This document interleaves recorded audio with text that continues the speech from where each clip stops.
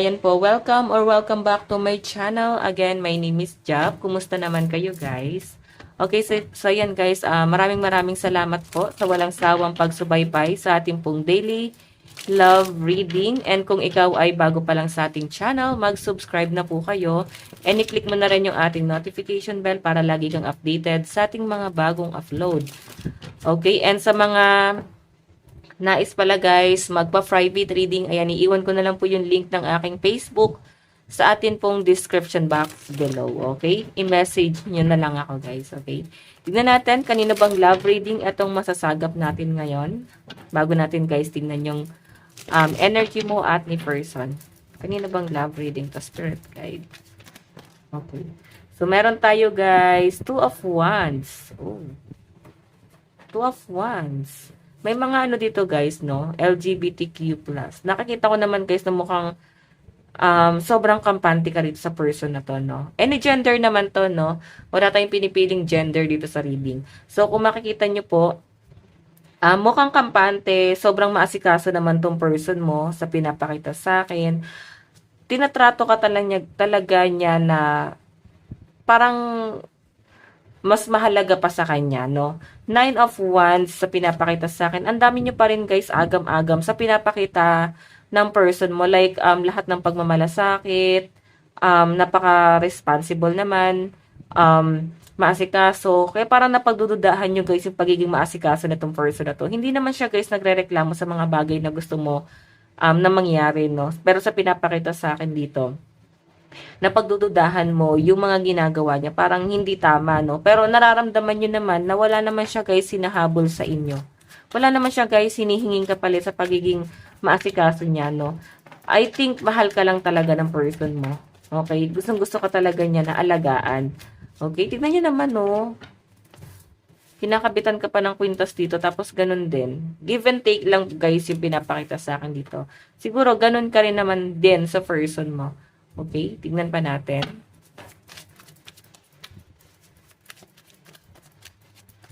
Meron tayong, ito yung nasa bottom of the deck natin na nung binaba natin yung card dito.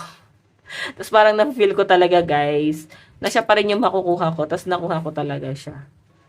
Okay, so, the world, parang lahat guys gagawin, no, para dito sa relationship na to. Pinaglalaban talaga siya. Okay, or maaring ang daming kumukontra dito. Pero nilalaban nyo. Okay. So, sa pinapakita sa akin, guys, mukhang mahal na mahal nyo naman yung isa't isa. Moving forward, no? Queen of Diamond. Medyo duda pa rin. Napagdududahan mo pa rin tong person mo. Nakikita ko naman, wala naman guys siyang hinahangad or hinahabol sa inyo eh. Pero I think, parang feeling mo, gusto mo ng something more. Parang nababagalan ka dito sa connection nyo ni person. Okay. Meron tayong Queen of Swords. Ayan, matalino. Ang dami natin guys nasasagap na LGBTQ, no? May mga bisexual. Tapos may nakikita rin ako guys, mga foreigner. Ayan, no, ang dami guys nagkakagusto po sa inyo. Okay. Kaya parang mas magiging ka ba dito, matalino, mas magiging practical. Or maaring, ayun nga, medyo guarded ka guys eh. Sabihin na natin na pinapakita ng person mo, yung sobrang pagmamahal niya dito sa connection na to. Pero medyo nagiging guarded ka. Ace of Wands. Ayan no. Nagiging guarded ka kasi ayaw mo na mahulog ka ng lubusan. Mamaya biglang magbago siya ng pakikitungo sa inyo. So baka ayaw mo guys na parang hanapin yon, or ayaw mo na para bang pag nagbago yon, hihilingin mo sa kanya. Magdedemand ka na parang ang laki na ng pinagbago mo, ganyan. Okay. So, meron tayo, guys, Six of Wands, relocation. Baka may travel kayo ng person mo, guys, the sun. Ayan, napag-uusapan nyo. Baka meron kayong plano na travel ni person. Ayan, puro tayo wands dito, no? Aries, Leo, Sagittarius, and Aquarius, Gemini, Libra. Tignan pa natin na may earth sign, Capricorn, Taurus, Virgo. Tignan natin guys, nararamdaman ng person mo sa'yo ngayon. Nararamdaman ng person mo sa'yo ngayon. Nararamdaman po. Okay, so meron tayong Queen of Wands. masyadong siyang stricta, no? Actually, guys, medyo tahimik tong person na to, pero nakikita mo sa kanya yung pagiging ano niya, stricta. Stricto, pwedeng ganon. Okay, the sun. The star. Sorry, the star to, guys. Sa pinapakita sa akin dito, guys, maaari, no? Maaari na sobrang focus talaga tong person mo. Pag trabaho talaga. Pag may ginusto siya, makukuha niya. Sa pinapakita sa akin, King of Pentacles. Ayan, no? Hinahangaan siya ng mga tao. So, parang mataas ang posisyon ng person mo sa kanyang trabaho, guys. Okay? Tignan pa natin, ha? Mukhang ano siya, guys, eh. Team leader ba to? Or manager? Mataas ang ambisyon niya, eh. Pero, ginagawa niya lang talaga, guys, yung trabaho niya. Sobrang ano siya, guys, responsible na tao. Trabaho kung trabaho, mabusisi, no? Ganun yung pinapakita. So, tignan po natin, ano naman ang, ayan, wait lang. Ano naman ang tingin sa'yo ng person mo. Okay, 8 of Cups. Oh, parang may iniwan. Tingin sa'yo ng person mo, iniwan mo daw siya. Queen of Swords. Oh my God. Ito na ko natin. 9 of Swords. Feeling niya, iniwan mo siya. Parang, or maaring ito yung kinakatakot niya na baka mauntog ka eh, na hindi niya guys nabibigay yung mga pangangailangan mo. So parang, ang pinapakita sa akin guys ay 9 of Swords. Nai-stress siya, no? Medyo nagiging mahigpit sa yung person mo. Parang nagiging malupit na siya. Siguro may kinakatakot lang siya na mawala ka or matauhan ka. Na parang ginagawa naman niya guys na maibigay lahat ng gusto mo. Pero siguro guys, maaaring nandun na sa point na natatakot ka eh. Maaaring ikaw na pagdududahan. Okay? What I mean, na pagdududahan ng person mo yung kakayahan niya. Okay? Kaya medyo nagiging mahigpit siya. Mararamdaman mo yung pagiging controlling nitong person na to. Okay. Tingnan natin guys, ano naman yung magiging action ni person. Meron tayong 2 of Cups partnership. Okay, minsan may misunderstanding kayo guys, no? Minsan parang feeling niya hindi mo siya naiintindihan. Sweet of Cups. 7 of Cups pala, sorry. Sweet tuloy, kasi may nakita ako mga sweet, oh. Okay, 7 of Cups. Gusto niya talaga guys na i-work out itong relationship na to. So, sa pinapakita rin sa akin guys, ang dami niya talagang plano pagdating sa connection yung dalawa. Minsan lang, nami-misinterpret niya yung isa't isa. Parang, nandun sa point na pagdududahan po talaga yung kakayahan sa pinapakita sa akin, no? Okay, or nagdududa yung person mo sa kakayahan niya. Ayan, nakikita ko naman kasi pagiging flexible niya dito sa relationship na to. Tignan natin, ano naman po yung magiging ano naman yung magiging outcome? Okay, 3 of Cups, 6 of Wands, and King of Wands. Okay. So, guys, sa pinapakita sa akin dito, ito yung magiging action. Ay, disregard nyo yung tuko, no? May tuko doon. Tabi ko lang kasi, guys, kawayan. Okay. So, 3 of Cups, 6 of Wands, and King of Wands. Okay. May nakikita ko guys celebration. Okay, baka may maganap na celebration. So, may mga LGBTQ plus talaga dito guys, no? King of Wands. Nakita ko na mukhang, ano ba ito, magsi-celebrate ba kayo ng monthsary, anniversary? King of Wands. Ito, meron siya guys pinaghahandaan. Check ba tong person mo? Okay, sa pinapakita sa akin guys, mukhang ano siya, aligaga siya, no? Meron siya guys gustong paghandaan, parang ano siya guys gusto ko niyang i-surprise. Okay, yun yung pinapakita sa akin, no? Okay. Ayan, so malakas guys ang energy ng mga Wands, Aries, Leo, Sagittarius. Okay, ano ba to? Pentacles, so Capricorn, Taurus, Virgo, Cancer, Pisces, Scorpio. Tignan natin guys. Sa side mo, ano yung nararamdaman mo sa person mo? Okay. So, meron tayong, nararamdaman mo sa kanya, alam mo talaga guys na mahal ka nitong taon to. Kasi King of Wands eh. Okay, nararamdaman mo, mahal na mahal ka talaga niya sa mga ginagawa niya.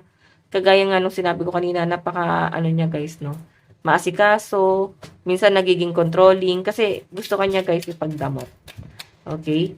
Meron tayong the Justice and Five of Pentacles. Ayun nga lang guys, mukhang nakukulangan ka sa effort na ginagawa nitong person na to. Nakukulangan ka, gusto mo ng something more, or pwedeng gusto mo siya guys tulungan. Gusto mo na para bang magkaroon kayo guys ng maging magkatuwang, ganun po yung pinapakita sa akin dito. Ayan. Okay? Sige, tignan pa natin. Nararamdaman mo parang napaka-unfair no nangyayari. May nakikita ko na maaaring iniisip mo is patungkol sa pera. Na parang, naninimbang ka ba rito? Kasi meron din ako nakitang ibang person dito na involved. Ano yung pipiliin mo? Mahal mo? Or mahal ka? Or ano ba matimbang? Puso or pera? Maaaring meron nag-aalok sa inyo guys ng pagmamahal. Yung isa naman meron naman guys, may pera, no? Maaaring ito kasing person mo, wala talaga siya guys. Pero sa pinapakita sa akin, gusto mo siyang tulungan. Tignan natin, ano naman yung okay. Tingin mo sa person mo. Seven of Wands. Marami siya guys sinasabi. Siguro yung mga sinasabi naman niya guys. Na-feel ko minsan parang minamanipula ka na ng person mo sa dami ng gusto niya guys mangyari sa relasyon niyo. Gusto niya kasi siya lang yung sundin mo. Parang alpha. Ganon. May pagka-alpha tong person na to. Okay? Sige, tignan pa natin.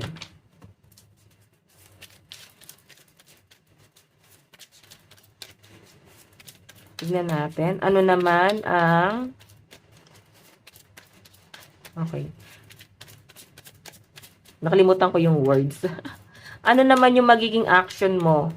Kasi tignan mo guys yung tingin mo sa person mo, dito kasi ako nakapokus, ba parang tingin mo sa kanya mabunganga siya? Or ano ba to? Ikaw ba yung mabunganga? Tapos si person mo yung parang lagi umiiwas. Wala ka nakukuhang sagot sa mga konfrontasyon na ginagawa mo sa kanya. So, minsan kasi guys, sobrang iksi ng pasensya mo, no? May third party ba? Mari may pagdududa eh. Naiisipan talaga guys na may iba dito sa connection na to. Okay, tignan natin yung magiging action mo. The Hierophant. Sa kanya ka masaya, pero siya rin guys yung nagiging kalungkutan mo. Sa pinapakita sa akin guys. Ayan o. So, I think gusto mo pa guys mag-explore. Parang gusto mo ng time para sa sarili mo. Okay? Or gusto mo guys na, ayun nga, mag-explore. Kung nagkaroon guys ng third party, I think gusto mo na magnilay-nilay kasi medyo nasasaktan ka guys. Or ikaw ba tong third party? Ayun no, masaya ka sa person mo kahit na nasa conflict kayo eh. Tignan natin ano ba yung magiging outcome. So, meron tayo guys, the Hermit. Meron tayong Seven of Cups. And Knight of Cups. Okay, so guys, sa pinapakita sa akin dito, the Hermit kasi, yung magiging outcome mo, pinag-iisipan mo talaga. Ang dami kasi guys, siguro nagkakagusto sa inyo. So, maaaring isa to sa mga option mo tong person na to. Or maaaring wala pa kayo guys, label na tong taong to. Wala ka pa guys masasabing may connection na kayo. Pero yun nga, mararamdaman mo na parang ang higpit na niya. No? Parang may medyo ano siya guys, no? Medyo delusional. Ganun yung nasasagap ko rito. Pero ikaw kasi, naninilay-nilay ka pa kasi ang dami mo guys option. May nagkakagusto naman sa inyo. So, yun yung parang nagiging outcome mo dito. Knight of Cups. Siya kasi guys yung ma-effort eh. Parang pinaparamdam niya talaga na kahit wala siyang pera, mahal ka niya. Okay? So, parang nagiging masaya ka na rin kahit papano, no? Ayan sa side mo guys, malakas din po ang mga water sign, Cancer, Pisces, Scorpio. Aries, Leo, Sagittarius, pero malakas guys ang Leo, tapos mga Libra, Capricorn, Taurus, Virgo, ayan. Okay, Aquarius, Gemini, Libra, pero malakas ang Libra at Leo. Tignan pa natin.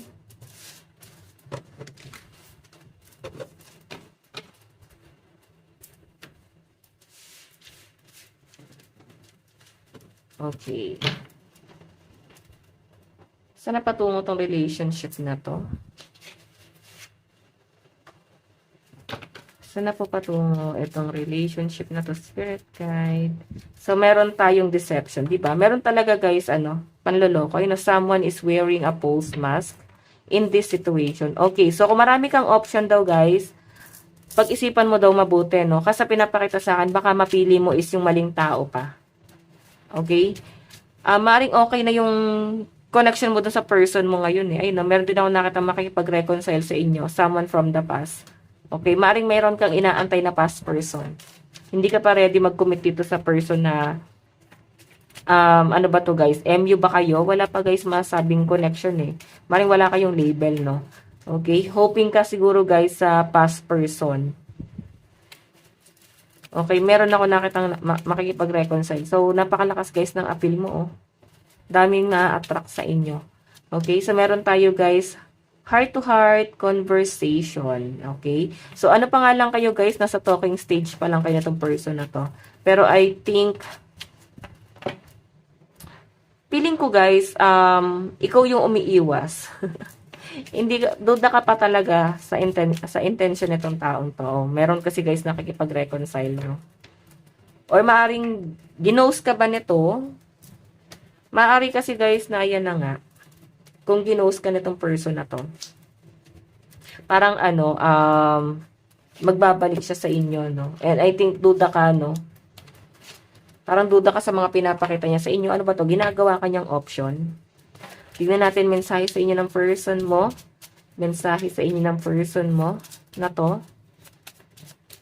Meron tayong I need to sort things out first before I can come to you. So I think meron siya guys mas importanteng bagay na kailangan gawin. Siguro kaya kanya guys ginose.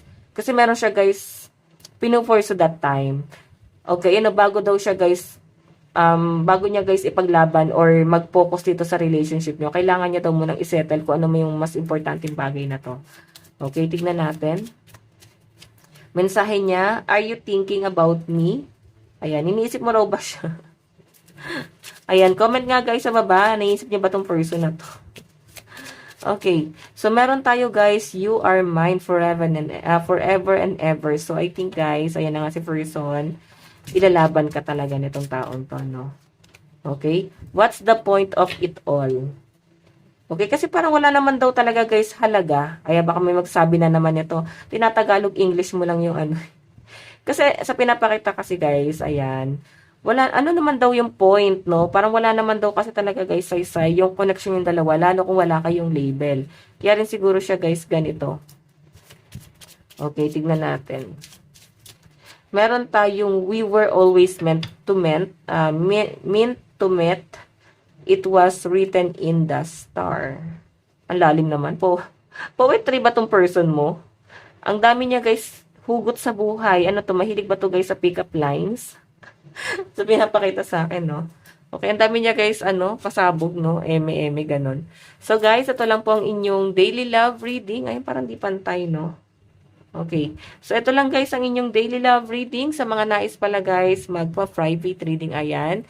Nasa description box below yung link ng aking Facebook. I-message nyo lang ako, okay? So, yun guys, bukas po ulit. God bless and love you all. Bye-bye.